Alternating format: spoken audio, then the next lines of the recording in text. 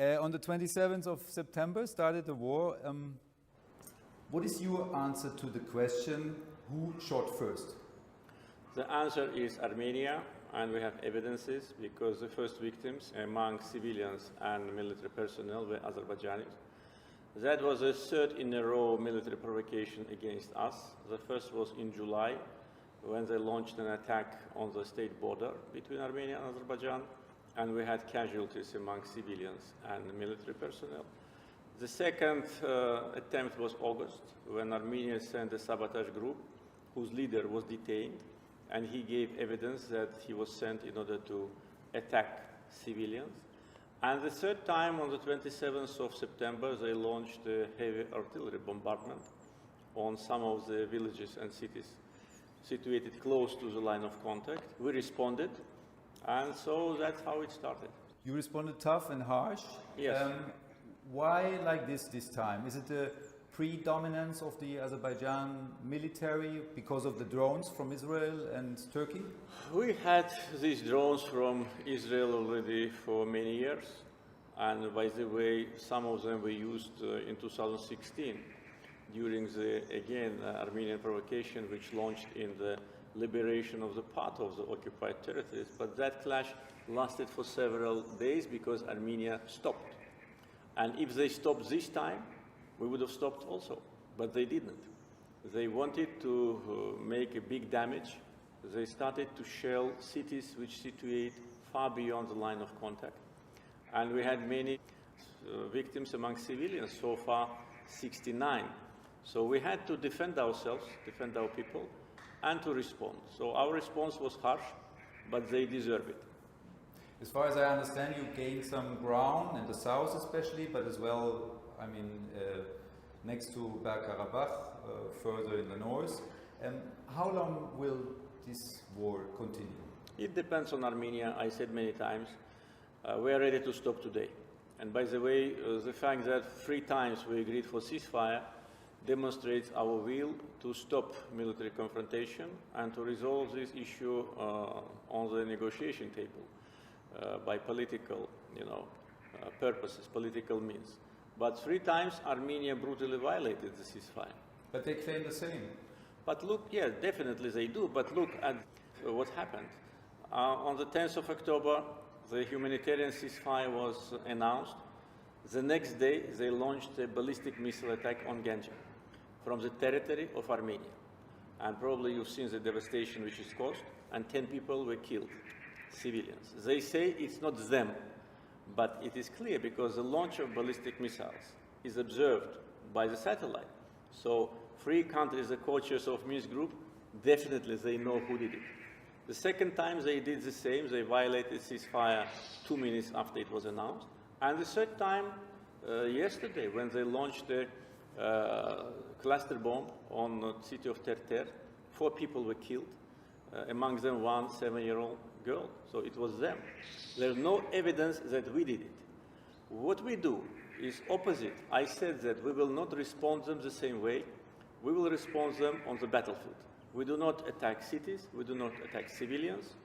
Only on the battlefield, but we have to defend ourselves. If they attack you, if they want to regain the positions which they lost, we cannot just stay calm. We need to defend. And the more that we defend, the more territories we liberate. But exactly the same thing they claim as well. They say you use cluster bombs.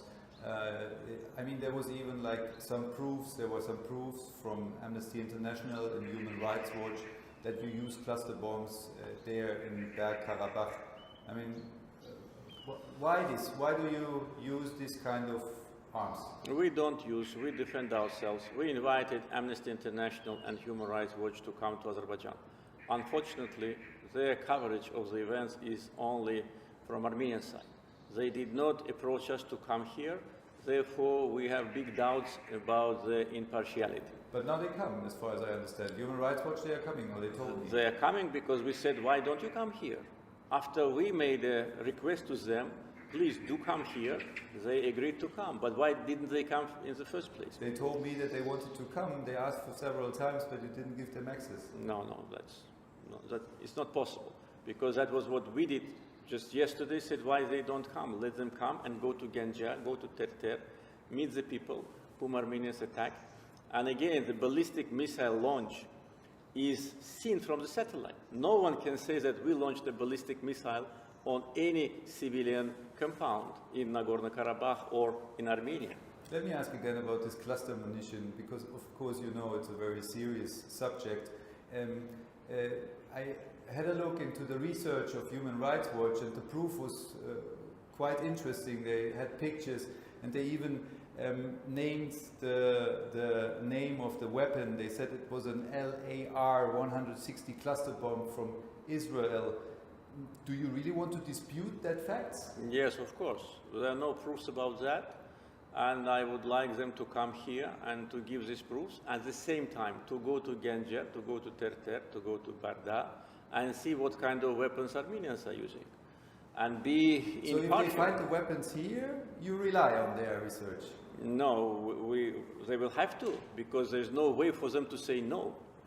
Let them say, because so far, Human Rights Watch and Amnesty International was very aggressive on Azerbaijan. They never made any comment about violation of human rights in Armenia. When a journalist died in Armenian prisons, they were silent. When leader of main opposition party of Armenia was jailed, they were silent. When former presidents are on trial, they were silent. They don't want to see, because they have so-called Armenian, origin people in their structures. And these organizations are basically used in order to damage the image of Azerbaijan.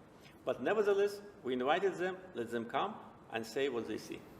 Actually, you never signed the UN Convention on Cluster Munition, so why is it a problem for you? Actually, you could use it. But did Armenia sign it? No, but we are talking about Azerbaijan right now, not about Armenia. We are talking about conflict. We are talking about conflict, and the fact that we sign or don't sign any kind of convention doesn't mean that we are using it or not. We have enough ammunition, we have modern weapons, and we demonstrate it on the battlefield.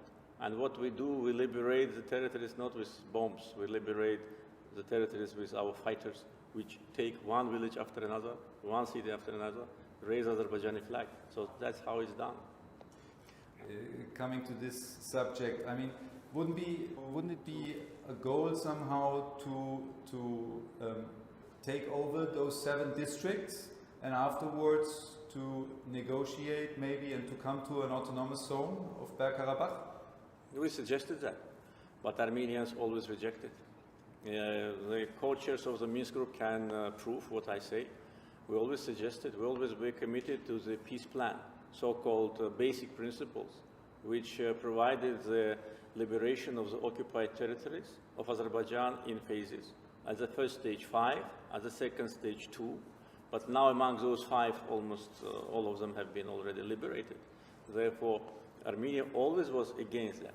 And frankly speaking, what we've seen on the battlefield after we liberated the territories, those, engineering constructions which we built, they invested maybe hundreds of millions of dollars, they show that they were not planning to leave those territories. Because if they planned to leave the territories, they wouldn't have invested so much. There are several lines of defense with modern equipment, modern weapons, and modern engineering technology. Therefore, all their behavior on negotiation table was an attempt to mislead the mediators and us. They were making the negotiation endless and wanted to win time, what they've managed to do for 27 years. Therefore, we are committed to the basic principles. The 7 districts must be returned to us. Never Armenians lived in those districts. Plus, Azerbaijanis who were expelled from Nagorno-Karabakh, and there have been 40,000 people of Azerbaijani origin in Nagorno-Karabakh before war, must return there. And then that's how the plan should be implemented. An autonomous region without any Azerbaijani influence? That was part of the discussions, but we didn't come to a final agreement about that. But you would agree about that? Well, we need to discuss it now, because now there are new realities on the ground. Always we heard one... What kind of influence do you want to have there in an autonomous region? I mean, this is contradicting by itself. No, first of all, we did not agree on any autonomous region. This is first. We did not come to this agreement. When we were suggesting that, Armenians were rejected. They were demanding independence, which we did not agree. Now, the realities on the ground have changed. We heard many times that there are realities, and you have to take them into account. We said, okay, so we changed the realities. Now they will have to take it into account. And what we suggested them during these 27 years, maybe not valid any longer. Therefore, we need to have discussions now. And by the way, we are ready to send our foreign minister to Geneva tomorrow to start new round of negotiations, if Armenia is ready, and to discuss the future of Nagorno-Karabakh at the negotiation table. But for that, Armenia should stop. They always wanted, during these months, to regain back the territories which we liberated, and that was the main reason for their defeat. When we were there in this area among us, the question came up, why actually is Bergkarabakh so important for Azerbaijan? I mean, is there kind of resource, or is it just symbolic? Alsace and Lotharingia, is it important for you? Bavaria, is it important for you? Or Rhine-Westphalia? It's our land, our territory, internationally recognized. It's not a matter of resources. We have main resources here in Baku. It's a matter of justice, it's a matter of national pride, and it's a matter of international law. International law and the whole international community recognizes Nagorno-Karabakh as integral part of Azerbaijan, and we are restoring justice, and we are implementing UN Security Council resolutions which were on paper for 27 years. Are you actually recognizing that the majority of the people in this region were Armenians, as most historians say worldwide? With respect to history, I can tell you that Armenians were transported or brought to this region after the peace agreement between Karabakh Khanate and Ibrahim Khalil Khan signed it, and Russian Empire. And the agreement was signed by Russian General Sisyanov in the beginning of the 19th century. Aren't they living there since centuries? No. They've started to be transported to Nagorno-Karabakh after Kürekçe peace agreement, and then Gülistan peace agreement, Turkmenchai peace agreement. 1805, 1813, 1828. You can see in internet. There is no mentioning of Armenians in these agreements. Armenians then were brought by Tsarist Russia from Eastern Anatolia and from Persia in order to change the ethnic and religious composition of the region. So most of the historians, experts on the Caucasus region are wrong? Yes, of course, because look at the documents. Historians, which historians? There are different historians, and history sometimes is motivated by political preferences. But look at those documents there in internet, and you can see, if you find any mentioning of Armenian population, you will say that I'm wrong. So that's how it was. But the other thing is, yes, they lived there for 200 years. And the word Karabakh is Azerbaijani word, it's not Armenian word. Do you know how they call so-called capital of Nagorno-Karabakh? Stepanakert. You know in whose honor it is called? Stepan Shaumyan. Stepan Shaumyan was an Armenian Russian Bolshevik, head of the criminal gang here, which committed a genocide against Azerbaijanis in 1918. So if it was an ancient Armenian territory, why it is named Karabakh? And why the capital city is named Stepanakert and not some ancient name? Because they lived there for 200 years.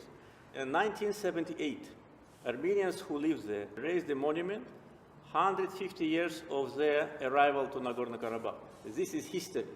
But again, they lived for 200 years, and we want them to live. And I said many times, we want Azerbaijanis to go back and Armenians live there where they lived historically for 200 years, no matter. Nevertheless, these people experience your military action as, how they say, ethnical cleansing. No, not at all. We've been the subject of ethnic cleansing. When they occupied Nagorno-Karabakh and 7 districts surrounding it, we had 750,000 Azerbaijanis ethnically cleansed from 7 districts plus from Shusha, which was part of Nagorno-Karabakh. We've been subject of ethnic cleansing. We didn't do ethnic cleansing against Armenians, and we're not planning to do it now because I said that we have to live together. It will not be easy, but we'll have to learn. But civilians were killed there right now in the last couple of weeks. Civilians were killed in Azerbaijan also. 69. There as well. Yes, because it's a war, but 69 civilians killed in the territories which are far away from the conflict zone. In Ganja, more than 300 civilians have been wounded by Armenians. It's a war. It happens, unfortunately. I used to live in Israel for 5 years. Yeah. I know very well that the drones in Israel, they are very accurate. So how does it come, I mean, it wasn't done by a drone as far as I understand, but how does it come that the church was hit in Bergkarabakh? That was, as I said already, that was probably a mistake of our artillery. Or the second option could be that Armenians did it themselves in order to put Christians are shooting on their churches? But it was a minor damage. It was not destroyed. Have you seen the images of that? It's a minor damage. The church was not destroyed. It can be repaired within 2 weeks, maximum. Therefore, we have a doubt that that could be done by them themselves in order to put the blame on us.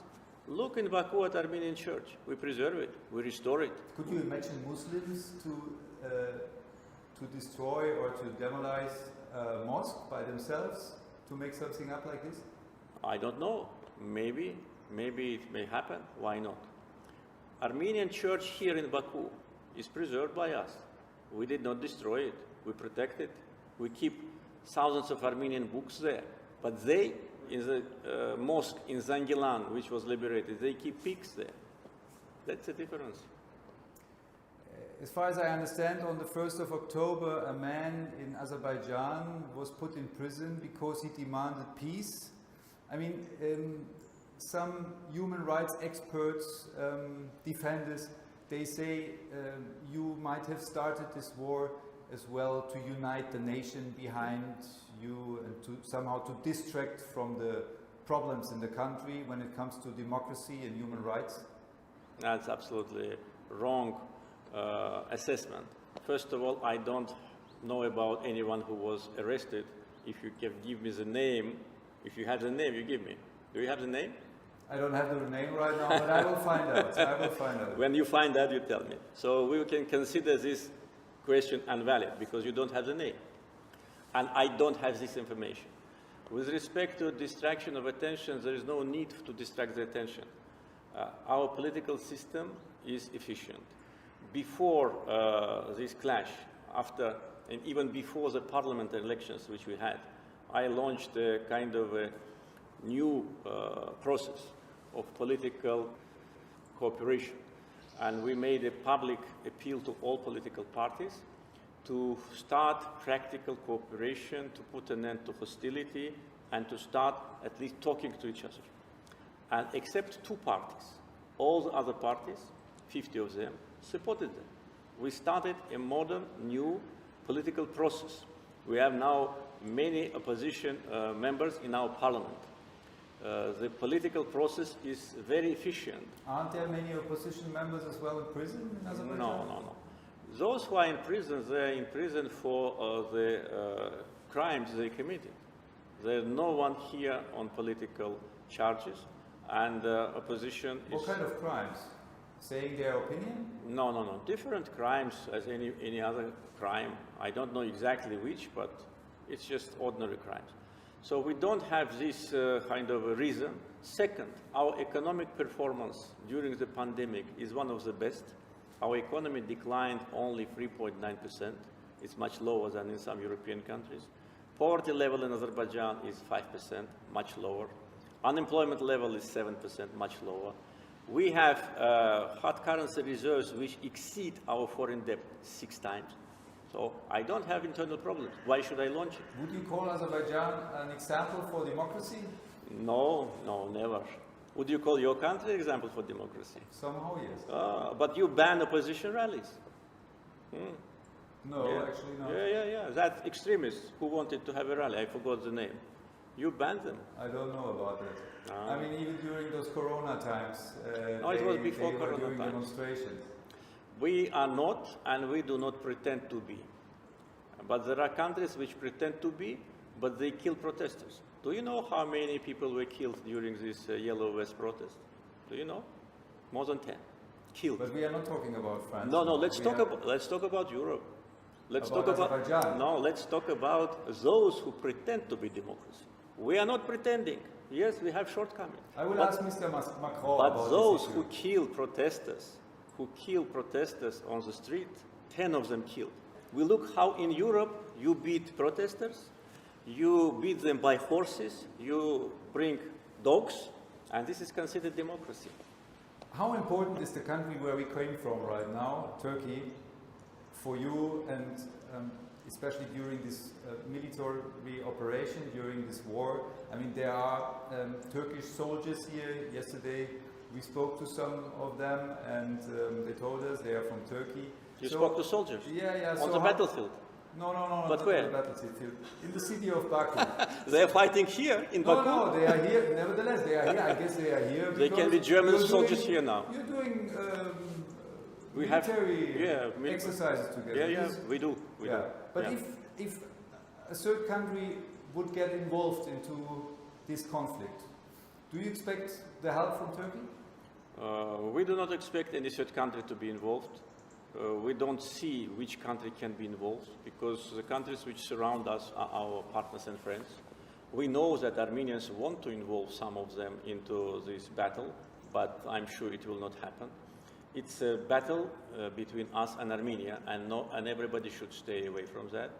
Turkish soldiers can be here, yes. We have, last year we had 10 joint military trainings, but also we have military trainings with other countries. We are part of the NATO partnership for peace program. Nothing strange. You saw them in Baku. You didn't send them. Do you feel good? Do you feel safer with F-16, Turkish F-16 here? Turkish F-16 came here as a result of the military training, and they stayed here because the Armenians launched an attack on us, and they are here as a sign of solidarity. They are not participating in any battle, and they're not planned to be part of that. 3 times ceasefires were broken. One negotiated by France, one negotiated by Russia, one negotiated by the USA.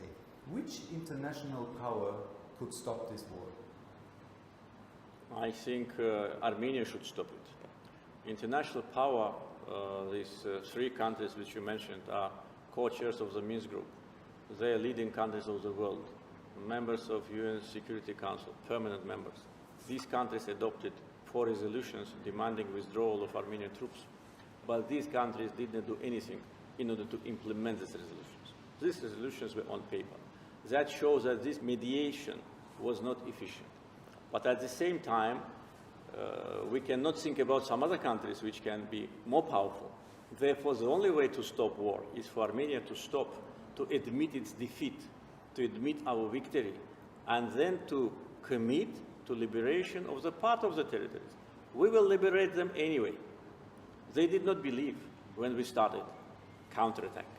We said, we will liberate. Stop it now. They could have stopped even when we took Fizuli back. Do you have the feeling that they are not really interested in this conflict? Whom you mean? Those 3 countries, for example? Well, no, I don't have this feeling, because if they were not interested, they wouldn't have been mediators. They have a mandate from OSCE. But the mediation wasn't successful.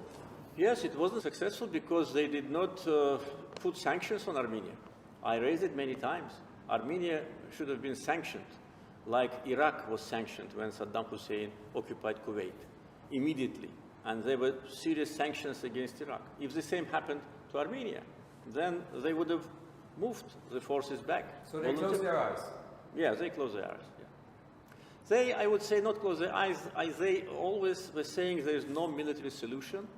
They wanted that this situation continues more or less the same way.